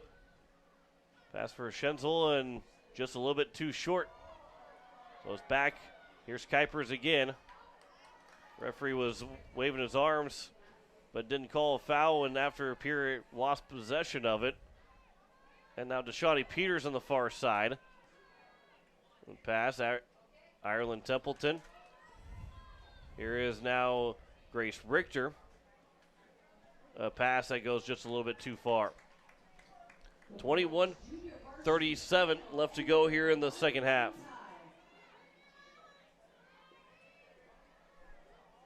Here is going to be Courtney Knipp. Her pass high in the air. Played down by Mutchell Knaus. And then flipped back by Aberdeen at midfield. Here's a pass back again for Hansen. Stolen by Mutchell Knaus. And a pass across the far side. Got knocked down and then taken by Aberdeen. But played back, Yost again. Goes back to the middle of the field. Yost tried to corral it. And a couple of hops now. Templeton has a little bit of some time. The Pierre players fell over. That was Mutchell Knaus. I don't know if she just got tripped up with one of the Aberdeen players. Yeah, she got her heel clipped as she was running back, but still should have been a foul. 20-30 left to go. There'll be a throw now here for Aberdeen. We'll have a sub, and Barry's back in the game here for the Governors. And Richter will have a seat. 20-20 left to go here in the second half. 3-0 lead for the Aberdeen Central Golden Eagles. John Wickler alongside at Mendel Miller. Tuesday we'll have Pierre Gunner Soccer again as they take on Watertown. Thursday we'll have Pierre Gunner Soccer as they will be on the road in Mitchell. And then Pierre Football next Friday at home against Mitchell. A nasty fall from Yost, but she's able to get right back up. Don't expect anything less from Jasmine Yost. Right. As McKaylee Miller for Aberdeen. Her pass through, and it is now an opportunity for Aberdeen coming in. The shot is low to the turf and stays on the turf, and an easy save for Jenna Gehring. As I believe it was popping that out of the opportunity. And now the sixth save of the day for Jenna Gehring. A couple of bodies bump, but it's still in play, and they allow play to continue. On the near side, that one will go off of Aberdeen. A throw. Hutchinson was there to knock it off the Aberdeen player. Under 20 now, halfway through this second half. Pierce still trailing 3-0. Here's Barry. Her pass. Yost racing after it, but it will be taken here by Aberdeen. But Yost will try and get the ball right back, and will come for Hutchinson. Her pass now for Barry. Barry will touch it for Kuipers, trying to get it back for Barry, and Kuipers trying to get that lead foot in the ball. Again, rolling just a little bit too much in the turf compared to what they're used to, and that last touch, that last stick of the leg out went too far for Barry to have an opportunity to go after it. Yeah, it's just a little bit too far out in front of her. She got her foot on it, did a great job of getting to it, tried to do the right thing, but you're so extended there that she just couldn't direct it in the right manner. Ava Flottmeyer will check back in. 18 left to go here in the second half. That one is at midfield and knocked down by Kuipers. But Aberdeen will take possession back. 18 minutes to play. The Governors fell over, and the referee with his arms out now trying to maybe talk to someone. But at the far side, it'll be back for Iowa and Templeton. And it's the Governors looking to possess it. And again, the referee maybe got in the way of Kuipers trying to go after the ball. Now pass up for Schenzel, and just off of her foot, and thrown all the way back down, and will roll all the way out at will for a throw. So, in those situations, and again, I mentioned the referee had the hands up and was like he was talking to someone. In soccer, you see that a little bit more, and some people are like, well, just blow the whistle and call a foul if you're going to do that. Why do they do something like that? I wish I was a ref so I could tell you. Because I always wonder that too. Usually when they, when they put their hand up or whatever, they're letting they've seen a foul, but they're letting the team with the ball play that advantage. They didn't, they haven't been hurt by that. They've got the advantage to it. And so, they're letting that team carry through. It looks like maybe rain has started to fall here at Aberdeen. A couple of umbrellas have popped out. But the throw will be coming here for Aberdeen with 16:30 left to go here in the second half. Well, one good thing about it, if it's raining, we're going to be the last to know. That's right. We get the press box, and it's nicely tilted in or tilted down, so the rain's got to be really the wind's got to be blowing in for us to feel any of that rain, which is nice for our camera as well to stay dry. As Aberdeen still has possession, goes off of the Governor, so another throw with 16 minutes to play here in the second half. One goes downfield to the far side. Misplayed by Aberdeen. Davis was over there. She gets pushed off, and the foul will be called on Aberdeen, so a free kick here for the Governors. So here with 15:40 left to go, and we talked about, and obviously in the game you want to score more goals and you want to win every single game, but down 3-0 at halftime. Have you liked how the Pierre Governors have played, even if they don't score a goal here in the second half? Have you liked how the Governors have played? Yeah, I really have. I think they've played a lot better in the second half. Aberdeen has really not had very many chances, and they've played well. They've kept things under control. Maybe Aberdeen's a little bit more defensive minded here with a 3-0 lead, but Pierce played well, and they've responded really well. I'd be interested to know what they heard at halftime, because I think they really responded to that talk.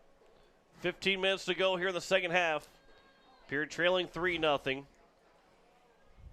The shots are in favor of Aberdeen. Got down as 10-3 in favor of Aberdeen with 6 saves for Jenna Gehring. 1 save so far for Berlovich. Ryan Berry will get a steal here for Pierre. And now Berry will pick up a foul. And it'll be a free kick the other way for Aberdeen. As we'll have the one referee getting the flag, and now we'll maybe get subs or what. Not sure what we're looking at right now. Or was there an injury of some kind?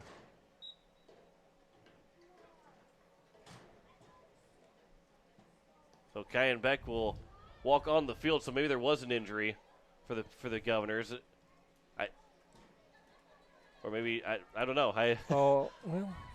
I don't know. Because, Beck was... Allie Hutchison is off the field. She must have a nosebleed. She's walking over to the trainer. Okay. So that was curious on how that happened and why Kyan Beck stepped onto the field and Grace Richter stayed off the field. But now it makes a lot more sense as rain continues to fall. But now here's an opportunity for Aberdeen walking in the box, a shot, and they score. They make it 4-0. That is Morgan Feeler with her first of the afternoon. And it puts a stamp on this game with 13:28 to go. And Aberdeen will remain undefeated, and Pierre will fall for the first time here in the 2021 season. Yeah, just unfortunate there. Like I say, they've been playing well, and to give up a goal, you'd kind of like to get through the second half at 0-0 and really build with that momentum. But, again, just keep building and playing well, and they haven't laid down, and that's good to see. So as we restart here with 13:20 to go, it is a 4-0 advantage for Aberdeen, their first goal of the second half. And now here's Kyan Beck. And again, the ball just not sitting still for the Governors or sitting where they want it to. A lot of times it's been just popping off the foot just a little bit more than they probably want to. Here on the near side, Shawnee Peters. That went off of a Governor, and it will go out for a throw for Aberdeen. And Peters on the quick throw. Kyan Beck, that will go off Aberdeen. So now a throw here for Pierre with 12:40 left to go. And so, again, the 4-0 deficit, unless you're going to score 3 goals here, or 4 goals in every third minute, you're playing for Tuesday and trying to create a good habit going into Tuesday in the next 12:30 of this contest. Yeah, certainly. Everybody wants to play hard, and you don't want to be embarrassed and let it get totally out of hand, and I think they've done a good job of that. And you're right. Start building to Tuesday. Start doing things right, and something that you can hang your hat on Tuesday. We will have Pierre Governor soccer for you on Tuesday again as Watertown will be in town. 4 o'clock we'll start with the boys' game. 6 o'clock for the girls' contest. As we'll have 2 soccer doubleheaders for you next week. We'll have the Watertown home contest, and we'll be on the road in Mitchell next Thursday. That one will roll all the way down for a goal kick. 11:44 left to go.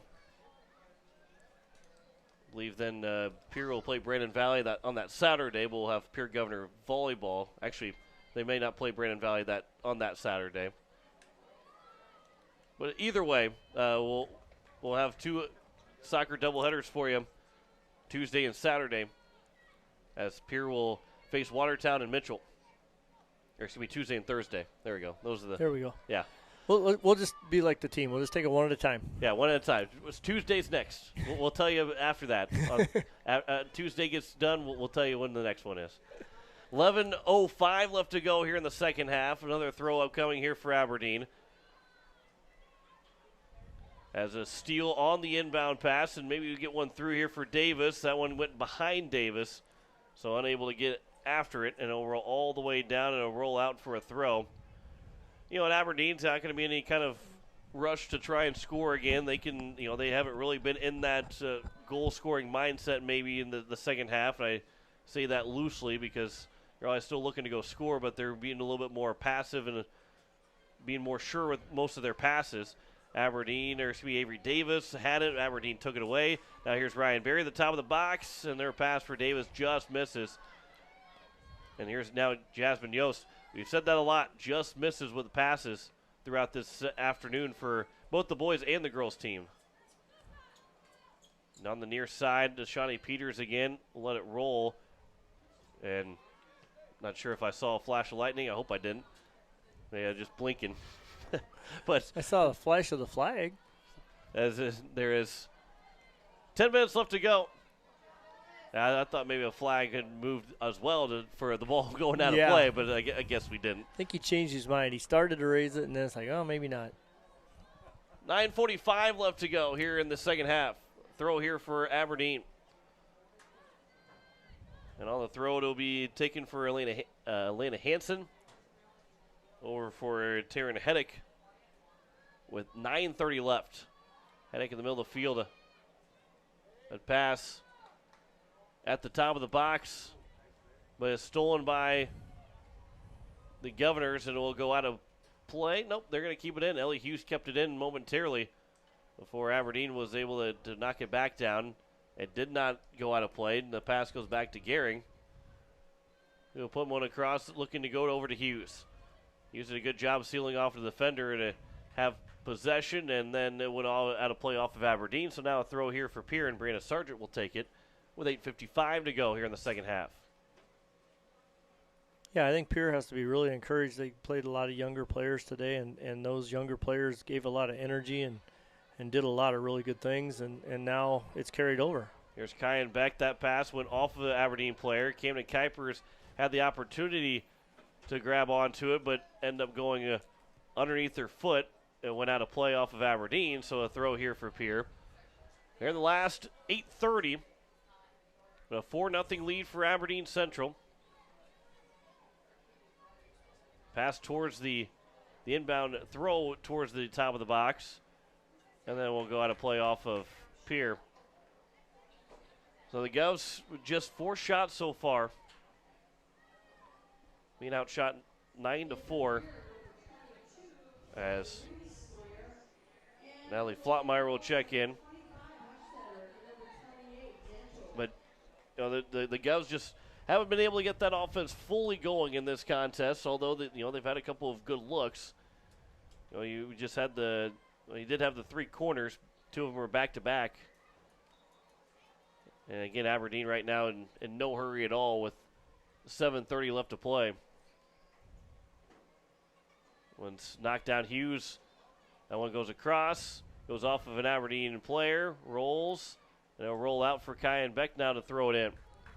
Let's see if Pierre can get something started here. There's got to be a foul on Deshani Peters against Flottmeyer, and it will be. So now a free kick just outside the box. That was very close to being a potential of a PK. But now quickly in from Beck. Kuipers, that one got redirected, got blocked up by Aberdeen. And now Maher lost it. A pass. Peters intercepts it. And a long pass. Gehring will come out of the box, and we'll play it back to the near side to where Kyan Beck is at. She'll battle against Deshani Peters, unable to take it away from her, but a good step up by Kuipers. Played back with the Eagles still in possession. Miller has it to the far side with 6.5 to play now in the second half. And Aberdeen continuing to make those sure passes. Right now leading 4-0 on the far side. That one intercepted by Aberdeen. They're still moving forward. That pass comes into the box. Misplayed by Gehring, but she's able to turn back around and grab onto it. That was very dangerous from Jenna Gehring and the Pierre Governors. Yeah, really nice play, actually, after she misplayed it to gather it in and turn her body around. But yeah, it's certainly a dangerous play. You can hold your breath there for a second. As on the far side, Ellie Hughes trying to track it down. But he played back for Natalie Flottmeyer with 5:45 left. Be nice to see Pierre get one here against Aberdeen Central.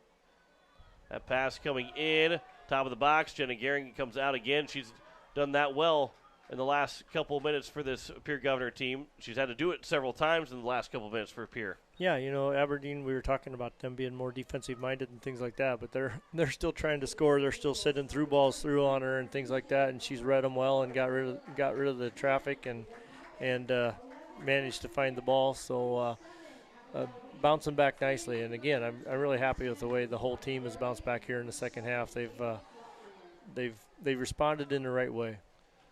So with 5 minutes to play here in the second half, a 4-0 lead for Aberdeen Central. Rain continues to fall here in Aberdeen. But, of course, with soccer, you play through anything that isn't lightning. We saw that on Thursday in Sturgis. As Deshani Peters in the near sideline. Her pass goes back. And then it will be played forward. It looks like pretty much the bench has been emptied for Aberdeen. We'll add a couple more Governors to check in here shortly. That one will be offside from Aberdeen as it'll go out. And it'll be a free kick. Should have some subs coming in. Be the 5th time that Aberdeen's been called offside. I think they're going to go corner. Well, nope, he's got it. Aberdeen was trying to steal a corner. See, there you go again. If you ain't cheating, you ain't trying. Right. So 4 minutes to play here in the second half. 4-0 lead for this Golden Eagle team. On the free kick from Templeton. Here's Barry. A pass for Hughes, trying to lead her forward. But it will be Aberdeen to get to it first, and it'll go off of Hughes and out, and we'll have 7 subs. Actually, we're going to have 8 subs. 5 from Aberdeen and 3 from Pierre. As we'll have Schenzel for Pierre, along with Catherine Hostler, and Camden Kuipers checking back in. So a new goalie in for Aberdeen, and don't know who that might be. It looks like 00, but no 00 on the roster. However, the goalkeeper in Berlovich finishes with a save on the afternoon, dealing with just 4 Pierre Governor shots and only 1 on target. Ryan Berry, good play. Nice sliding play to keep the ball alive for Pierre. That one will roll in, and it was to be grabbed by Aberdeen and the new goalkeeper with 3:08 left to go here in the second half. That's Sierra Frank, actually, who that is. So Frank in and quickly got a chance to grab onto the ball and get into the contest. As Aberdeen here on the near side still with possession. Over for Hadley Nielsen. And they'll roll out for a throw for Pierre with 2:44 to go. So again, Pierre will fall for the first time here today to go to 4-1 on the season, and will return to action on Tuesday at home against Watertown, with the boys playing at 4 o'clock and the girls at 6 o'clock. It could be, for both teams, a big bounce back game on Tuesday. You get a couple days, Sunday and Monday, to think about, forget about today's games and get ready for Tuesday. And those are 2 important games to come back and play well. And not saying that Pierre didn't play well in this game, especially for the girls, but to come back, play well, and get another big win. Yeah, certainly. You got to get right back. The schedule's not going to wait for you, and no team's going to feel sorry for you. So you turn around and get it started in the right direction and start building the momentum again. And go out for a goal kick here now. 1:45 left to go here in the second half. So make sure you join us next Tuesday. We'll start at 3:40 with coverage. 4 o'clock kickoff between the Pierre boys and Watertown Arrows. And at 6 o'clock, the Pierre girls will take on Watertown. That one will go out of play, and there'll be another throw here upcoming for the Governors. And maybe here in the last 80 seconds with 1:20 left, we'll see what Pierre can do offensively. Get one final shot, maybe put one in the back of the net. Aberdeen, though, takes the ball away on the far side across midfield. And now Aberdeen looking to attack. The ball comes to the top of the box. Here's a shot on Gehring. There's a good save from Jenna Gehring. Able to jump to make the save. Her 7th now of the afternoon. That's one that, hey, you're only as good as your last save. Right. And Jenna Gary's got to feel good about that one leaving this game if that's indeed the final shot against her. Yeah, and you don't want to give up a goal in the last minute no matter what the score is. So let's finish it out strong. 40 seconds left to go. Looking to try and get after it was Schenzel, and now with 25 left. Pierre's got a throw up coming, maybe one last chance. Nope, it is a throw for Aberdeen. No. Yeah, it is. I guess it is going to be a throw for Aberdeen. So with 13 seconds left to go, Aberdeen can kind of just walk with it and not have to really even throw the ball in. Down to 5, and Pierre will fall for the first time here this year. They're going to lose 4-0 to Aberdeen Central. Aberdeen stays undefeated at 5-0. Pierre now at 4-1. We step aside for 2 minutes. Come back to wrap it up here today. You're listening to Pierre Governor Soccer on KCCR and on YouTube at KCCR Sports. This is Art from East Pierre Landscape and Garden Center. Did you know we are open 7 days a week? We're your shopping destination rather than simply a producer of nursery plants. We know what plants work in the area and offer high-quality landscape design services, plant materials, handmade outdoor crafts, and high-quality garden art. Let us make your yard and garden one to remember. East Pierre Landscape and Garden Center, east on Highway 34, north of Farm Island, in Pierre. Dakota Sprinkler and Landscaping is who you should call as we enter the fall season. They can make sure your lawn makes it through the tough South Dakota winters. They can help with the fall cleanup, winterize that sprinkler system so that it can be ready to go in the spring. And once the snow starts to fly, they can help with that too. Dakota Sprinkler and Landscaping, helping customers year-round. Call Dakota Sprinkler and Landscaping, 280-4440. Insurance. We all need it to protect our homes, health, businesses, and belongings. But having adequate coverage is just the beginning. You also need the support of professionals who stand by your side to protect what's important to you. Fisher Rounds & Associates combines the coverage you want with the commitment you need. Fisher Rounds & Associates, at your service, at your side, with offices in Pierre, Mitchell, Watertown, Sioux Falls, and Rapid City. BankWest Insurance has the expertise and resources to deliver personalized service and customized solutions. As an independent agency, we shop dozens of companies to get you the best coverage at the best price. As your trusted choice for insurance coverage, we promise to go the extra mile so you can rest assured your loved ones and your assets are protected. Contact your local agent to put BankWest Insurance to work for you.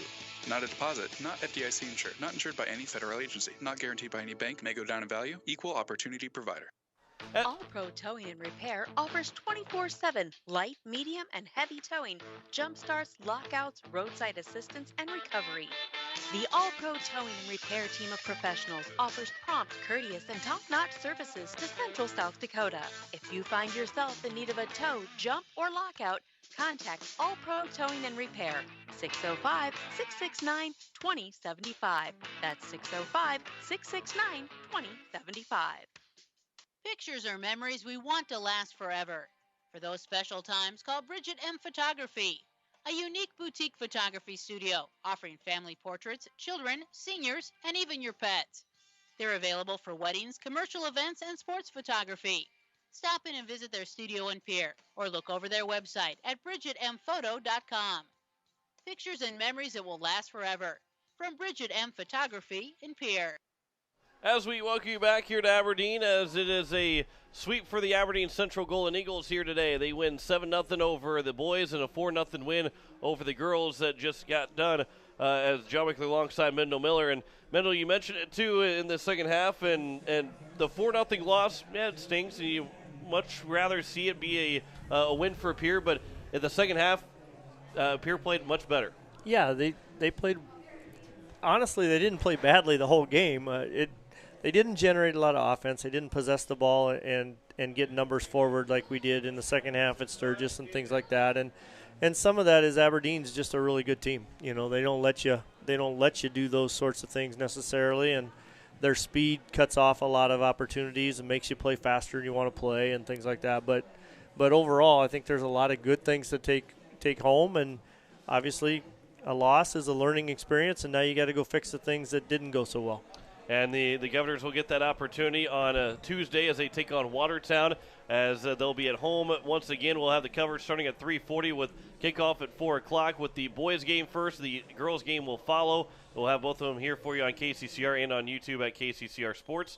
As, again, the first loss for Pierre, and we'll see how they respond to it. First loss of the season, first time they've been scored on all year, and so now they have the opportunity to respond in the positive way. There's two ways this can go, and you hope that it goes the positive way. Yeah, and, you know, I honestly think it'll be really good.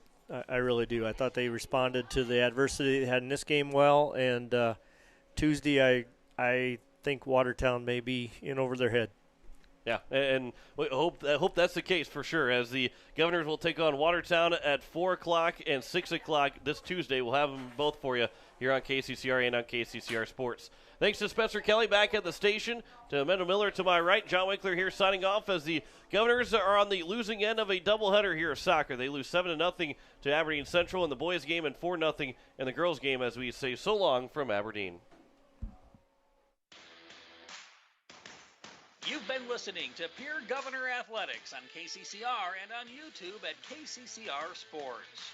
Pierre Governor Athletics is brought to you by Avera St. Mary's, Sander Auto Parts, Bank West, Weatherall Roofing, Faith Lutheran Church, Billion Financial, The Clubhouse Inn and Suites, Fording Electric, Slumberland, Kruger Contracting, B&B Equipment, Bridget M. Photography, Sioux Nation, Edward Jones Financial, First Dakota National Bank, Gales Gas, Service Master, Gateway Ford, Lincoln, and Toyota, Purist Foods, Kathy Sunshine Properties, All Pro Towing, Pierre Dental Clinic, Olson Plumbing, Lamb Motors, Midwest Cooperative, the May Adam Law Firm, Oahe Federal Credit Union, the Association of Weed and Pest, Fisher Rounds, Shane's Pharmacy, Todd's Electric,